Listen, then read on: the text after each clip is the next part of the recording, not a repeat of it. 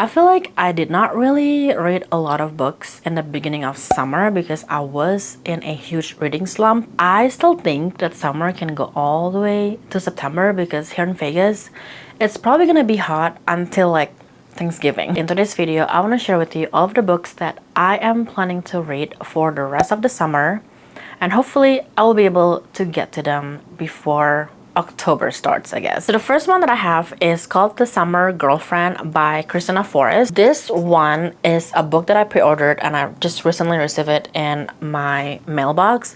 This one is about Noelle and Jeremiah, who is fake dating for the summer. Noelle just got fired or laid off from her book selling job, and basically her new gig now is a stand-in bridesmaid, and I guess she could also be a stand-in girlfriend for Jeremiah. With fake dating trope, some real sparks will be sparking even though they're faking it. And the next book that I have is One Golden Summer by Carly Fortune. Of course, I have to read this in the summer because it has summer in the book title.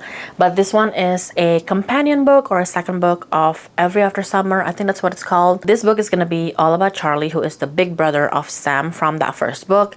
We learned so many things about Charlie from his personality and just like his characters, and I cannot wait to read all about adult Charlie in this book. The next one that I wanted to read in the summer is Expiration Dates by Rebecca Surley. This has been in my TBR or like in my mind for a while, and the premise of this book is super interesting. So our FMC Daphne always receives like a slip of paper whenever she's dating somebody with the guy's name and like a time duration. So for example, if she's dating Mark, it will have Mark on the paper and it will have like 2 dates or something like that, or 2 nights or 2 weeks. Basically, the expiration dates of this relationship between her and the guy that she's dating. At the beginning of this book, we learned that she's about to go on a blind date, and again, she got this piece of paper with his name but with no expiration date. So she's trying to see and trying to figure out if this guy, this blind date guy, is gonna be the one for her. So the next few books that I have, I feel like it is part of the Goodreads summer challenge that I want to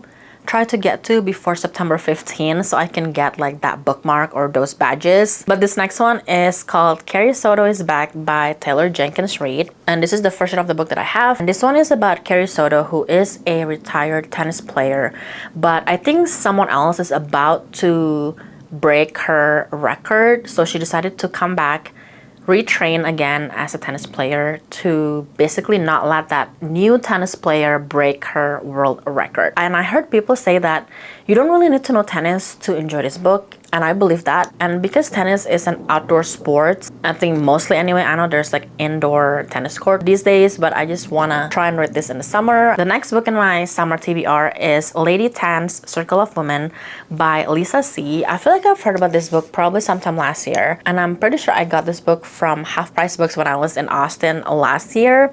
So I've had this book in my personal collection for a while now, and I definitely really wanted to try to see if I could read this book this summer. This one is historical fiction, and it's about a Chinese woman who wants to learn about Chinese medicine, and I think she wanted to be sort of like a Chinese doctor. During this time, women usually do not become doctors. They usually got married off and become a wife and a mother. That is how this book started. The FMC did end up marrying someone from like an arranged marriage, and I think her mother-in-law forbid her to treat women in their household through like Chinese medicine or something like that. The next book that I have is The House in the Cerulean Sea by TJ Klune, and I feel like a lot of people have been talking and reading about this book for the last couple years, and I too wanted to read this book. One of the reasons is because it is part of the Goodreads seasonal challenge for the summer, but I just recently read The Wishing Game and I love it so much. I googled,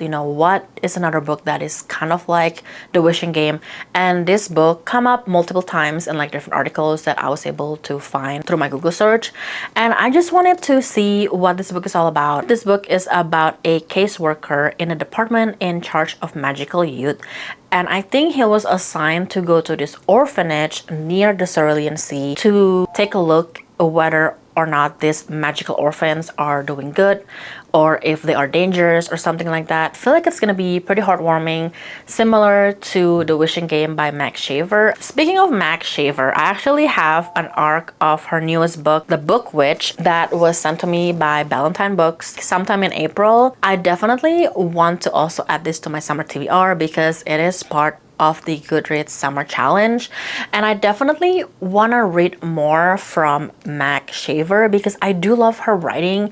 And this one is about a book witch who live by a strict code. Real people belong in the real world. Fictional characters belong in works of fiction. Do not eat, drink, or sleep inside a fictional world unless you become part of the story. I think it's about a book witch who could jump from books to books, but she cannot stay in it. It might have some type of maybe fantasy or magical realism in this book, and I cannot wait to read it. But not least, I have The Fox Wife by Yangzi Chu.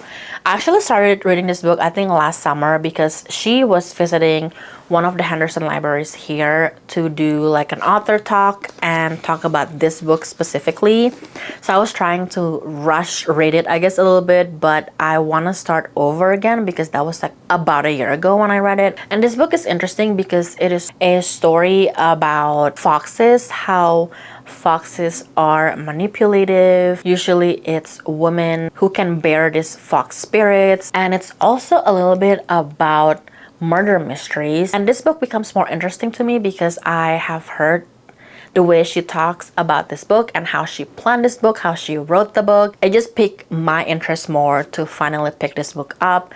She also has two other books that is sort of in the similar genre where it's historical fiction but it's also fantasy, and I think one of the books is actually a Netflix TV show, so I definitely wanted to see if I can read this one and read her other two books because I do have them in my personal collection. Because I saw her last summer, she also signed my book and she drew a little fox, I think, down here, which is super cute. Those are all of the books that I think I will try to read in the summer. Like I said, I'm still gonna be reading summer books until the end of September, even though some of these are not technically summer romance book or summer theme books. I feel like it was chosen by Goodreads seasonal challenge for a reason, so I cannot wait to read some of these books in the summer.